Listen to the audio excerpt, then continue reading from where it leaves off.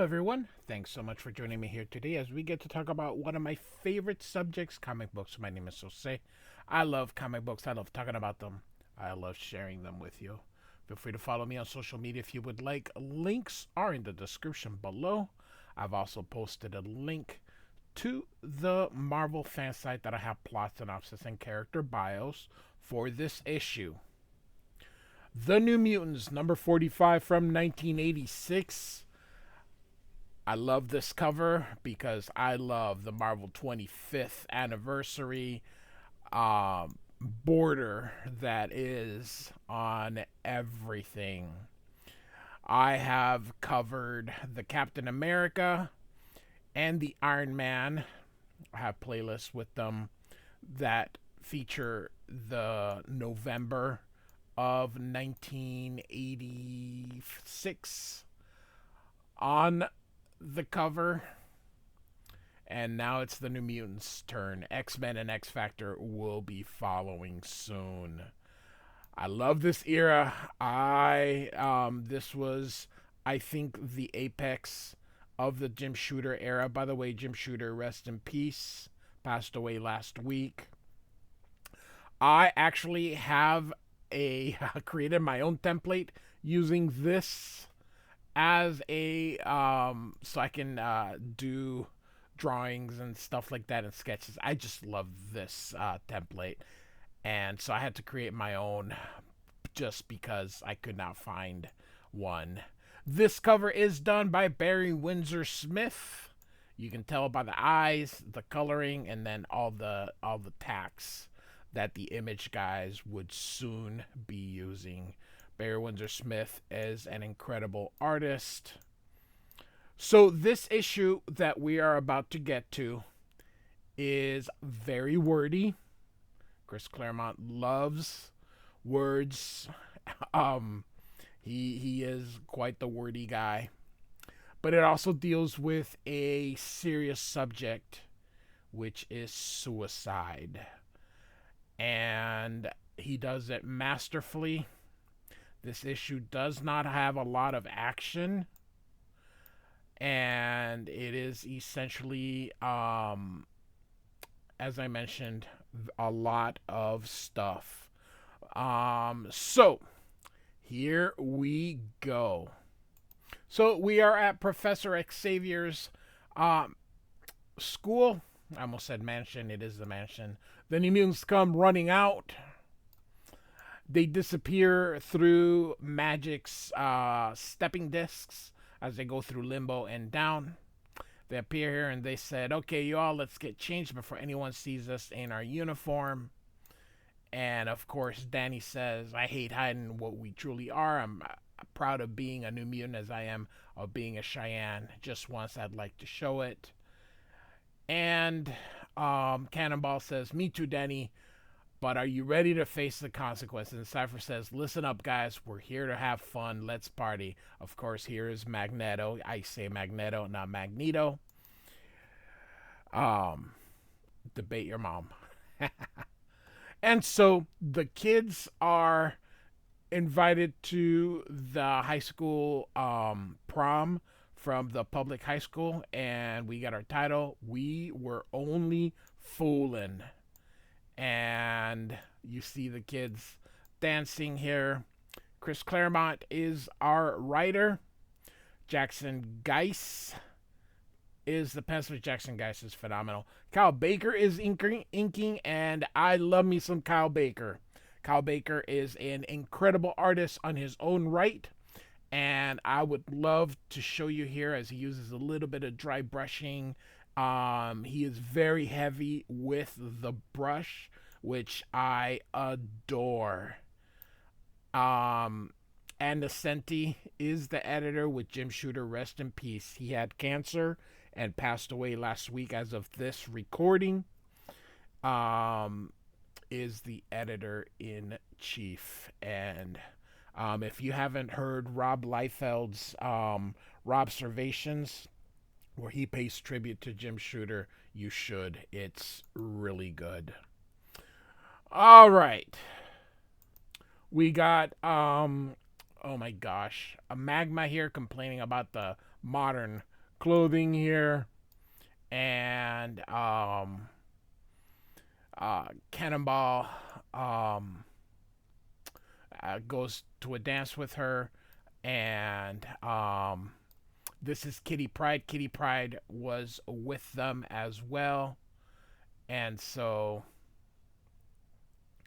Kitty's complaining that her dance partner really wanted to be with Ileana, and she goes, "I'd have a better time dating my pet dragon." So Warlock is here, and he's with Cypher. As I mentioned, this issue is really wordy, and we're just gonna get to the main part here. We're dealing with a lot of exposition and stuff like that here, and it looks like let's see here. Um, they noticed that Danny got herself into trouble, and this guy says, "Come on, sweetheart, you want a good time, and I'm the guy to give it to you." She goes, "Not interested," and he says, "Sure you are." And this and Warlock is like, "This bozo buttering use bothering use." I think he's trying to speak like a gangster in the 30s. So um so the guy goes away, and Danny decides that this party is just not for her, and she tells the teacher here, "Thanks for inviting us." And she makes an observation. Poor Magneto. He looks as out of place here as I feel. I wonder if taking over as our headmaster is more than he bargained for. And then she's like, "Oh, my poor head is ringing. How can anyone stand such noise?" I agree with her. I don't like loud music either. Um, they'll all be stone deaf before they're 20, and that crowd, I hate crowds. Yeah, me too. And um, so she's walking back home, and she says, "Oh, there's a bad storm coming. Oh well, whatever happens will happen. Nobody's out. Nobody's about. No lights way out here. Should be safe enough to whistle down Brightwind." That would be her horse, who is coming here. And then she gives the exposition. "I have a New Mutants playlist." She explains how she got it from the Valkyries. Feel free to check that out. And then they see the X Factor sign, and says she saw one in Colorado. So of course, um, keeping things connected here. So, all right. This kid, though, he sees them, and he says, "She's like me," meaning a mutant. So, he's like Dazzler, I guess, makes light. Um, so, um, the teacher introduces him to Magneto, who is known as Michael Xavier during this time. And she asks what he's doing there. He says nothing. And so he was just being alone. And then Kitty comes in, and they're like, "Let's dance." So he's going to get to dance with Kitty. So then Magneto and this teacher have a conversation. I told you guys this is a lot of talking here. Basically, how hard teenagers are to deal with here. And so these two are making out here. And so um, these two, she's not feeling it really in this party, and thinks that Kitty kind of takes it out on him, like because she's all, I don't know, she's acting jealous here. And so he asks for some punch. She says sure, and he's of course saying, "Really stupid, classic jerk, but my put my foot in that time for sure. But how to start without making things worse? Be simpler, just to die." And of course she's saying, "Well, he's nice." So you can see here that they're spiking the drink here. And they're talking about mutants, and then of course they make reference, hey, are you a mutant? Of course he's like, no, I'm not, which of course he is. And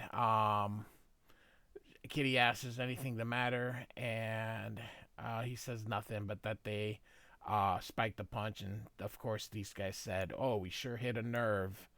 And they're going to tease him. They're going to pretend that they're X Factor and call this kid here. So, just old fashioned bullying. It happened back then. It happens now. It happened when my grandparents went to school. Kids are bad. It just is what it is. Not all kids are bad. I shouldn't say kids are bad, but most kids can be cruel. They don't have, and well, adults can be cruel too. So, that's us as human beings. All right, and so, um, we get here, and um, Kitty says, "Want to join us, Larry?" And he says, "You mean it, Kitty? Wouldn't have asked." And then they're drunk. Hick. Otherwise, whoa, that was some punch. I should have brought you seconds. And she's like, or third or fourth. And he's like, I like her a lot. And then he sees a note here from X Factor. And it says here, we know who you are. We know what you are. And we're going to tell X Factor Mutie. And of course, he yells no. And she's like, are you okay? And he's like, yeah. He's very nervous. And so he goes, isn't a person allowed to have nerves on a first date? She's like, that's sweet. And she says, in that regards, chum, you're not alone. Shall we boogie? And so it says here, much later at the junction of Graymalking Lane and Route 126, it looks like we have a party out in someone's house here. And so the New Mutants and are mingling, and of course, Kitty and this boy here. And you can see Magma's using her power to heat up the hot dog here. And Kitty's kind of getting close to this young man here. So, this is before the mutant massacre happened. So, this is kind of the last a bit before what happens to Kitty during the mutant massacre and X-Men to 11 is coming. So, kind of Claremont giving her a bit of a time to shine here. He of course knew what he was going to be doing to her. So, all right. And so he's going to tell a joke, and he tries to tell a joke here, but they don't laugh. He says, tell another. A mutie walks into a bar, and of course, they don't like the word mutie. And they all walk away because he basically said a slur to them. And she thought, I thought you were a nice kid, Larry. My mistake. And so they leave. And Rain kind of looks at him because he said that. And so he feels terribly bad. His life isn't very good. And he was going to call. He's all alone. His parents are on a trip here. And he was going to call them, but says, I'm supposed to only call if it's an emergency. So he slams the phone down. He's going to deal with it. He's going to try to have a drink, but he's like, this is awful. And he's going to go into his room. He's there. He's using his power, kind of thinking about Kitty Pryde and all that kind of stuff here. And Rain was observing, and she says, I was right. He is a mutant. And then makes thing about how hurtful the joke is. The phone rings, he picks him up, and he says, we called the mutie. X Factor's on the way. You are done for. And so we get to the next morning at the school here. And you can see Magma made breakfast here. That's like oven mitts for shoes here. So, and Magneto comes and lets him know that that kid committed suicide. the kid that they had met the previous night. And while the kids are in the danger room, they talk about um, the suicide here. Danny here even says, "We can't save everyone. We try our best, but we don't always succeed." And Sunspot even mentions that people that kill themselves are cowards here, which isn't quite right, and they even explain that to him here. So different ways of dealing with that. It's such a ultimate suicide is just such an ultimate response. I mean, you can't take it back, unfortunately. Once you kill yourself, that's it. And if you ever feel like that, please call somebody. There's always somebody out there. We only got one life. So, all in all, Chris Claremont, I think, did a very well. We only had one issue to get to know this kid, and I think Claremont really did his best. If you have the time to actually read this issue, it's really well. But if I were to do and read the way I normally read from comic books, it's just we're gonna be here for a while here. So I like to try to keep these videos to within 20 to 30 minutes. So, all right. Now we are across town here, and we see Kitty Pryde. She thinks that she's perhaps to blame because of what happened last night here. And as she goes into his room, she sees that solid hologram. And then when she touches it, it ended. And now she feels terrible. And she says, "I destroyed it just like Larry." And she cries. Cliff Claremont here tells us here that she goes silent and cries here. So, and so as she sits there, she grabs this note and it says writing on the back, and it says here, "They're coming to get me. Where can I go? What can I do? What's the point if I can't create? What do they hate me? What have I done? I'm alone, nothing left, no way out. I'm sorry." And Kitty's like, "I'm sorry too." And of course, Wolfsbane tells her that he followed him, and that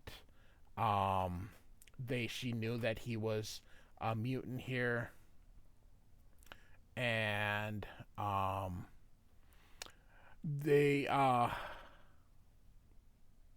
they determined that the people sent him this